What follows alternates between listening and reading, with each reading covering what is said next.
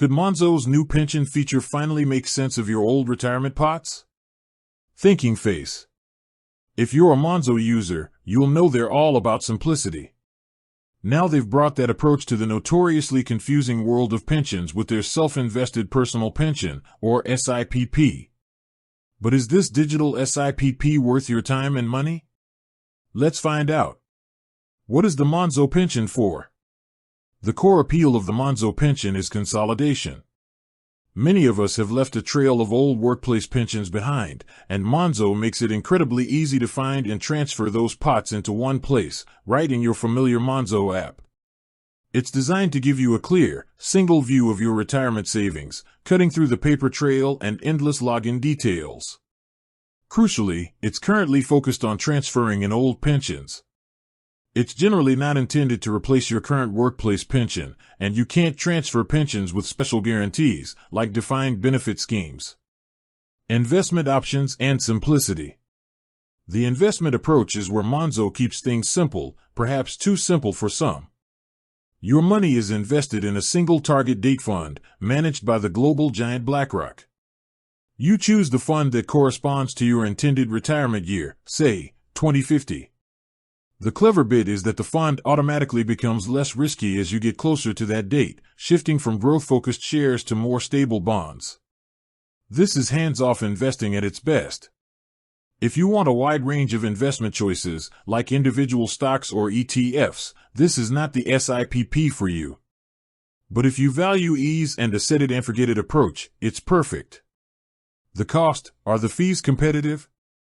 Fees are a huge factor in long-term investing. With Monzo, the total annual fee is 0.63% of your pot's value. This breaks down into a 0.45% Monzo platform fee and a 0.18% fund management fee paid to BlackRock. Is that competitive? For a fully managed, hands-off SIPP, it's decent, especially when compared to some of the higher fees older, traditional providers charge. A standard Monzo customer with a £10,000 pot would pay about £63 a year. If you're a Monzo paid plan customer, like Plus or Premium, the platform fee drops to 0.35%, making the total fee 0.53%, which is more competitive. Final verdict: is it worth using? So, should you use the Monzo SIPP? Backhand index pointing right, yes, if you want simplicity. You're already a Monzo user, you love the app, and you want to see your money in one place. You have small, scattered pots. It's excellent for consolidating those trivial, forgotten pensions. You prefer a hands-off approach. The single target date fund is all the investment choice you need.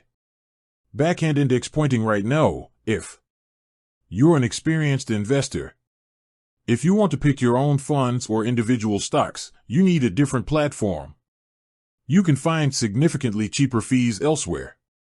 For very large pension pots, specialist low-cost providers might save you more money, even if it means using a separate app. Ultimately, Monzo's SIPP delivers exactly what it promises: a sleek, simple, and painless way to get a grip on your pension for a reasonable fee. With that said, thanks for watching, and until next time.